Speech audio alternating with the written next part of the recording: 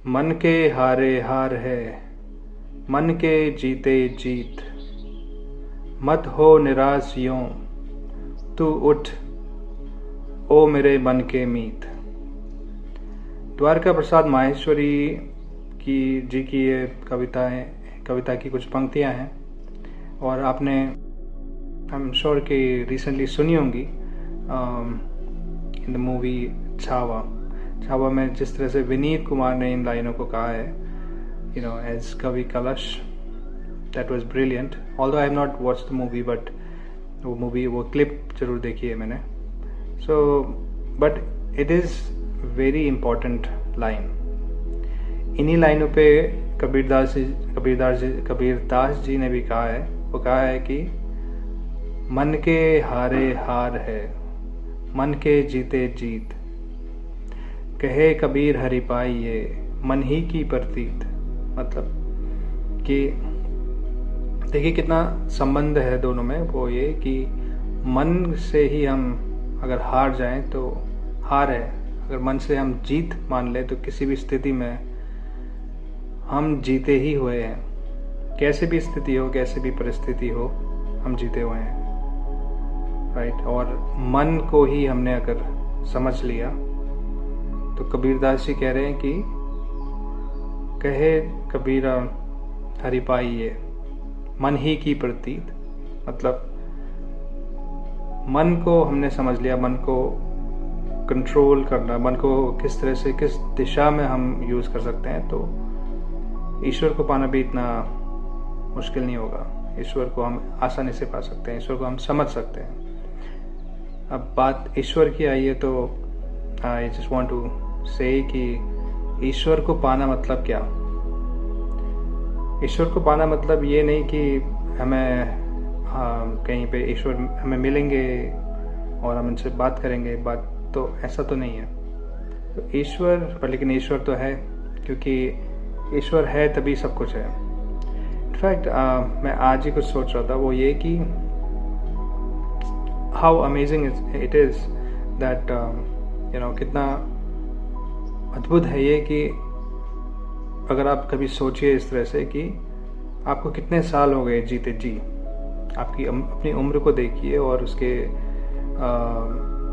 देखिए आपके कितने साल हो गए, उसमें आप then feel gratitude about and think कि आपको हर दिन जब से आप पैदा हुए हैं, जब से आप जब तक अभी तक और जब तक आप मरेंगे भी, तो आपको हर दिन खाना मिल रहा है, हर दिन नहाने के लिए पानी मिल रहा है जब भी आपको नहाना हो, हर दिन पीने के लिए पानी मिल रहा है, साफ पानी मिल रहा है, और कपड़े पहने हैं। तो हालांकि बहुत सारे देश, बहुत जगहें ऐसी हैं जहाँ पे मुश्किल है हालात, लेकिन अभी हमारे देश में तो ख़ास तौर पे नॉर्मल फैमिलीज़ में it is very normal, I mean to have all these basic humanities. तो लेकिन हमारे पास वी नेवर कम अक्रॉस इस थॉट के बारे में कि we feel gratitude about these things. हम कृतज्ञता दिखाएं जो चीज़ें हमें मिल रही हैं।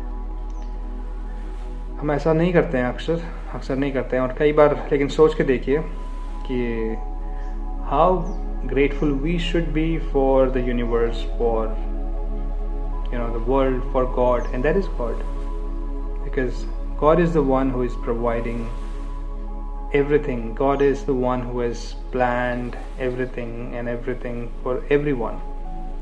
अभी मेरे सामने कुछ चींटियां घूम रही हैं, so their life is planned, they are live, not sure that what is their life span, लेकिन they are getting their food.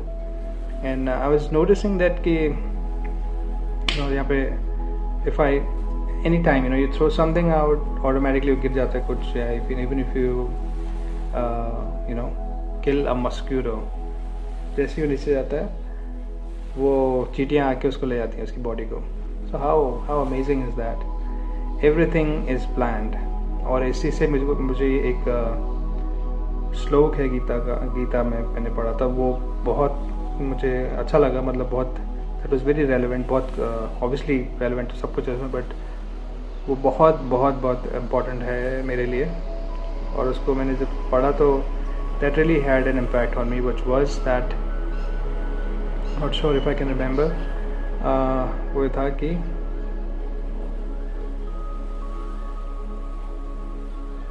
मत्तः तत्परम न अन्य किंचित अस्ति धनंजय, मत्तः तत्परम न अन्य किंचित अस्ति धनंजय, मयि सर्वम इदं प्रोक्तम सूत्रम मणिगणा एव, मयि सर्वम इदं प्रोक्तम सूत्रम मणिगणा एव।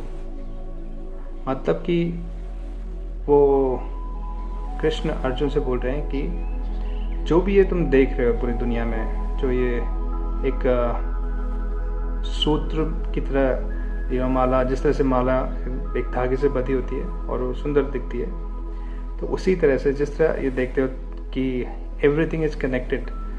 फॉर एग्जाम्पल आपने वी थ्रो द फूड, कुछ फूड गिरा, वो चींटियाँ खा जाती हैं, या कोई उसे पक्षी, चिड़िया खा जाती है, पक्षी। तो और even if something an animal body is, when we die, or if we are put in a grave, तो उसे मैगट्स खा जाते हैं, कीड़े खा जाते हैं, वो मिट्टी में मिल जाती है। ऐसे ही हमारा इसको जलाया जाता है बॉडी को, तो वो फिर से मिट्टी हो जाता है। उसके अलावा भी it's like a chain, everything is connected. So if I am getting a food today, कहीं से मेरे पास हमने आटा खरीदा, आई डोंट नो कि वो आटा किसने बनाया, कहाँ से आया। चावल खरीदे, आई डोंट नो कि वो चावल कहाँ से आए, किसने बनाए। किसी ने कहीं दूर पंजाब में या कहीं किसी खेत में काम किया, किस मजदूर ने उस पर काम किया, किसने उसको खेत से कहीं मंडी तक पहुंचाया, देन ट्रांसपोर्टेशन कौन सा ड्राइवर ने उसे गाड़ी में पहुंचाया, लेबर ने उस पर काम किया, एंड इवेंचुअली वो दुकान के होते हुए और through Blinkit that is coming to your house. So और वो आप खा रहे हैं, एंड ऐसे ही बहुत सारी चीज़, एवरीथिंग इज कनेक्टेड। सो जो ये था श्लोक गीता का, वो यही कह रहे हैं कृष्ण की, जो ये आप देख रहे हैं हर चीज़ कनेक्टेड है। अभी अगर मैं कुछ काम कर रहा हूँ तो मेरा काम किसी और के लिए है, मैं किसी और के लिए काम कर रहा हूँ और उससे किसी और की लाइफ इफेक्ट हो रही है, एंड उनकी लाइफ उस इफेक्ट से किसी और की, देन किसी और की, देन किसी और की, this is how the circle is. और वो कह रहे हैं कि जो भी ये दिख रहा है उसका कारण मैं हूँ, and this is what I am doing, and that is God.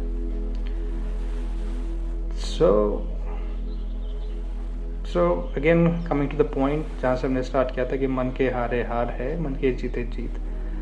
How strong it was that, how strongly it was portrayed also when in the movie, the scene. I'm sure all of you remember. तो वो हमें याद रखना है। तो so basically I want to talk about कि हम किस तरह से we can control our mind, because मन ही है जो सब कुछ कराता है हमसे। मन ही है जिसकी वजह से हमें दुख भी मिलते हैं या खुशी मिलती है, हमें लगता है कि खुशी मिलती है। तो what I found the easiest way to control this is to have such a great awareness of your mind that you are observing everything, not just the events, not just the the world around। मतलब कि आप इतने aware हैं, इतने सजग हैं, इतना आपके अंदर एक साक्षी भाव है कि आप हर एक चीज़ को समझने की कोशिश कर रहे हैं, ना ही सिर्फ चीज़ को, ना ही किसी व्यक्ति को, ना किसी स्थिति को, बट अपने मन के अंदर उमड़ने घुमड़ने वाले विचारों को।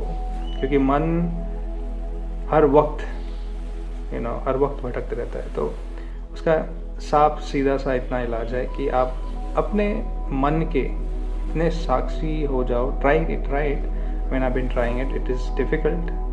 ये बहुत मुश्किल है, इतना आसान नहीं है, बिकॉज हम सब अक्सर मन के ही गुलाम हैं। अभी मैं दुखी नहीं हूँ फॉर एग्जाम्पल, लेकिन अभी मेरे मन में एक अचानक से ख्याल आया कि I should have an iPhone for example, कि उसके पास भी है यार, मुझे भी खरीदना चाहिए, but I am happy with my Google phone, but still so then I'll become sad, and how would I buy? I mean, I to spend this money and this and that and whatever. So that might make me unhappy. So similarly, there are many thoughts. If I go back to past, if I come back to, if I jump to the future, all that. तो हम अपने मन के जितने साक्षी बन सकते हैं, awareness, अपने मन में उमड़ने वाले विचारों को हम देखना शुरू करेंगे. जो भी विचार आएंगे जाएंगे, लाखों विचार आते हैं, अरबों इनफैक्ट. तो लेकिन उनको देखना है कि किस स्थिति में वो कैसे रिएक्ट कर रहे हैं. तो जैसे ही आप उसको you will become aware, as soon as you become so much aware that you know that what is going on in your mind, then उस वक्त फिर वो mind आपका stop होता है थोड़ी देर के लिए. It will stop for a moment, and it will not, sometime you might have realized that you want to do something for, you might want to study a book, but आपका मन बोलेगा, आप एक किताब पढ़ना चाहते हैं, आपका मन आपसे बोलेगा कि नहीं यार, लेट इट बी, चलो चाय पीते हैं, कहीं घूमने चले जाते हैं. लेकिन आपके लिए अच्छा है कि वो आप किताब पढ़ो, बट लेकिन आपका मन कह रहा है कि नहीं यार, कुछ और करते हैं. क्योंकि हर इंसान के शरीर में ये मन हमारा बहुत चंचल होता है, राइट. मन हमें कुछ, तो अब अगर आप बाहर चले गए और चाय पीने अपने दोस्त के साथ, तो then you will lose that moment to study that book. और आप कुछ अच्छा वहाँ पे maybe you would have gained something, but you lost it. And this is how the mind continues to play. इस तरह से मन हमारे साथ खेलता रहता है कि आप कुछ करना चाहते हैं, लेकिन आपको वो कुछ और करने के लिए उकसाएगा और आप वो कर बैठेंगे इवेंचुअली, और फिर उससे शायद बाद में दुख हो. तो मन का काम ही है, आई थिंक, कि ऐसे काम करवाना जिससे कि रिग्रेट, दुख, ये सब चीज़ें आए. तो we just need to be aware. So the moral of the story is that just try to be aware. साक्षी भाव को लाना, अपने मन को ऑब्जर्व करना, अपने मन में उमड़ने वाले विचारों को ऑब्जर्व करना, और तो फिर मन आपको उतना परेशान नहीं करेगा. और मन कई बार शरीर को भी नुकसान करता है, कई बार नहीं, हमेशा.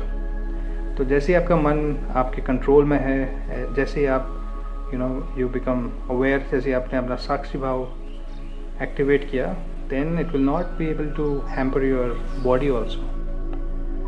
It is true. Try it. So again, moral of the story is just be aware. साक्षी भाव अपनाइए.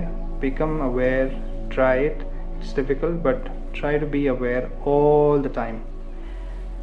तो इस तरह से रहेंगे तो मन के हार नहीं होगी, मन के जीते जीत होगी, और हमें भगवान भी मिलेंगे. So with this thought, that's all for today. Thank you.